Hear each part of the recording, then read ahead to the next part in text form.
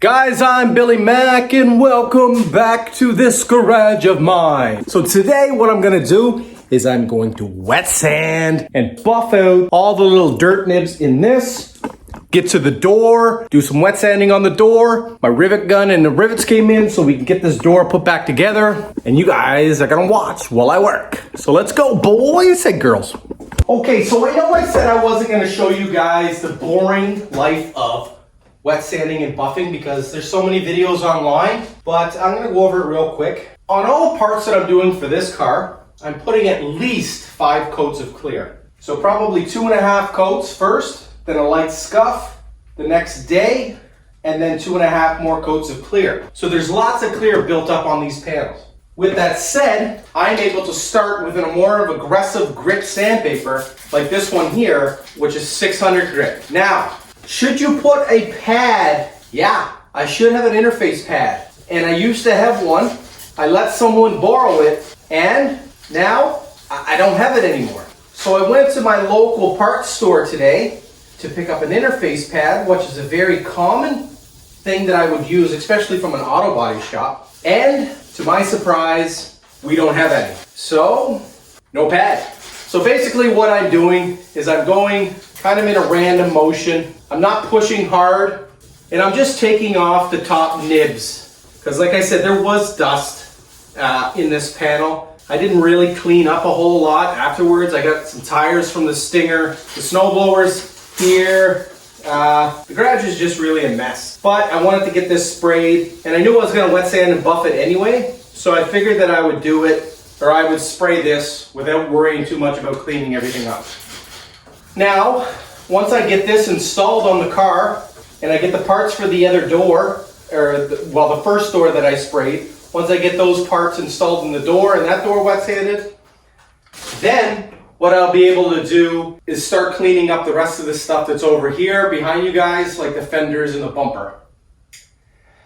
And then I'll grab the other door, get the work on that door, get it installed on the car, and then we're cooking with gas. We're cooking with gas. We're cooking with gas. Then the scary part's gonna happen soon. I've been dreading it. It's the wiring. Can't stand the thoughts of doing wiring because I have no idea where to start. But I'm gonna get to that, guys. You can watch me or you can fast forward, but I'm gonna hit it on fast motion to make it a lot easier. You guys don't get too bored. All right, so the 600's done. When you're looking at the after product, you wanna see if there's any shiny spots. Here along the edge, it's shiny because we don't wanna sand around the edges because the clear coat is thinner here and will give it problems as we go into the lighter grits. It'll remove too much, and then when we go to buff it, it might burn through. So what I'm gonna do is probably hit this with the Trizac, which is a 3000 grit at the very end, and then I'll hit it with the DA afterwards. But for here, it looks pretty good. It's pretty uniform. We'll see. Next step is the 800, and it'll take out the 600 scratches. So we'll go light with the 800, 1000, 15, 2, 3000, and then we buff. All right, that's 800 grit. I'm gonna drop the 1000 in the hot bucket. So what I do is I soak it in the hot bucket for about 5 minutes, the sandpaper. Then it's ready to go and to wet sand. That time I used a little block just to see how well it worked, and it did all right. So before I go too far, I am going to toss in the lock solenoid. Reason being, I am going to, because I painted the lock, I'm going to buff the actual lock as well. These two pieces, this one goes in upside down like that. The lock goes in here, one of these ways, like so. And then this one from the top up here slides in and locks into place here. I gotta put the rubber on the lock mechanism. Okay, because I was frustrated, I decided I'd shut it off. Take a peek at all the parts. So this here was in the right position. it goes on the lock. Where's the lock? There's the lock. Then in here, there's another clip that comes up from behind and locks it. Damn, I should pay attention better when I'm taking stuff apart. Latch is in place. Everything should be fine underneath. Let's go grab a key real quick and see if it works.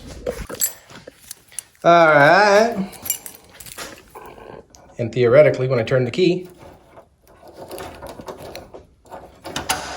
yeah, it works. Okay, so now we're on to the 1500 grit. It's going to be the same thing as before. The warmer water, you want the 1500 grit to soak for a bit. Again, ideally, you're going to want an interface pad or a pad of some sort. And then you're just going to hammer it out.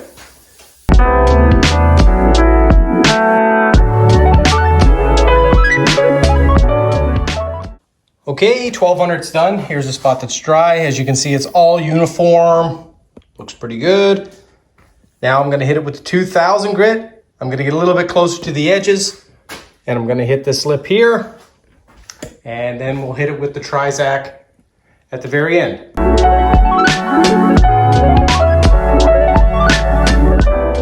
Okay, everything's done up to 2000. Now we're going to hit it with the Trizac. So the Trizac is a pad, very fine grit. It's 3000 grit actually.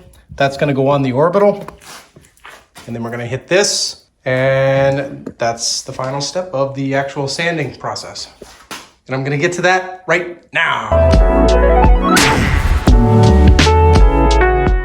And this here is after the Trizac. So you can see the shine, but you can see the haze. You can get a 5000 grit as well, but this will buff out real nice here. I don't see any more real flaws in it. So, should be good. Should be good. The only problem I have is right here. I don't have a rubber to go here, so I might have to find one. I'm gonna leave it at that for tonight. It's getting late, and it's getting cold. So, see you guys tomorrow. Okay, here we are back the next day, and it's time to do some polishing here on the trunk lid. So I'm going to show you what I am using. So to do my cut, my buff, I'm using this pad. It's a Meguiar's wool pad. It's for cutting. I'm going to hit that with a 3M product. It's rubbing compound. It's a machine compound. The #1. There is other product out there. Unfortunately, this is all I have left right now. I don't mind it. It'll work fine, especially for these small panels. So I'm gonna hit it with this on the DA, and I guess you guys can watch for a bit. Okay, so first thing I like to do is I like to wipe down the panel nice and clean, make sure there's no contaminants on it. Second thing I do is I prime my pad. So that means I'm putting product on the pad and just working it in all over, just so there's no dry spots. So just like that. Then I put a little bit more product on the pad, set it in place.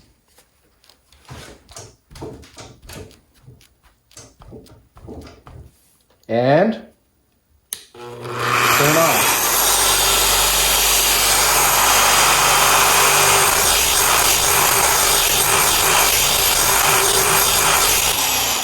So that's kind of the motion that I like to do.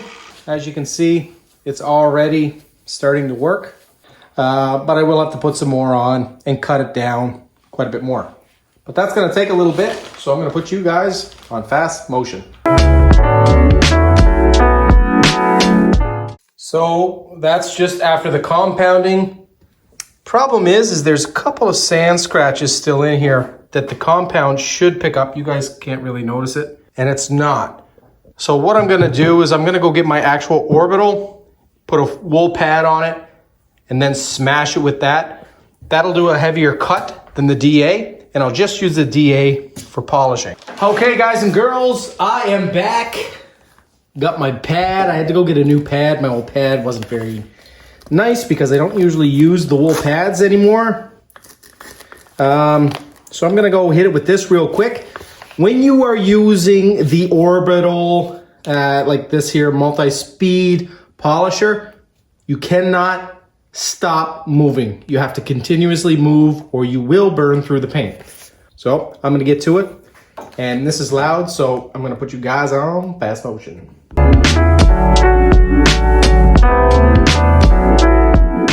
All right, so that is the compound. I'm gonna hit it now with the polish. Probably just gonna do the second stage because I am gonna wrap the car up. So what I'll do is like I said, I'll do the second stage now, and then whenever I'm ready to pull the car out and buff the rest of the car, I will fix up anything that I missed, as well as put the actual final coat on and wax it. As you can see, minus some of the hazing. I'll have to clean it off a little bit better. But so yeah, what I'll do is I'll hit it with like the wax and grease remover, and then I'm gonna hit it with the step 2, and it should look pretty good. So now I'm using a soft pad. It's a helix pad or hex pad or whatever the heck you can call it. And the DA is gonna go on, excuse me, the DA is gonna go on a higher speed, and the polish is less aggressive, so I can hold it in one spot for a little bit longer. Normally with the DA, it's fine anyway. But I'm gonna get to it. Let's go. So that's stage 2, and the reflection's pretty good. So for now, I'm gonna leave it at that, guys. I'm going to throw the trunk on tomorrow, put that away, get to the door, put the door back. But I don't want this video to go too long because it's just boring stuff. Same crap that I've been doing. Hopefully we'll get the car turned around and start working on the engine, getting that ready to put in here sooner or later. But for now, guys, like and subscribe. I'm gonna leave it at that. And well, welcome back to my garage, guys.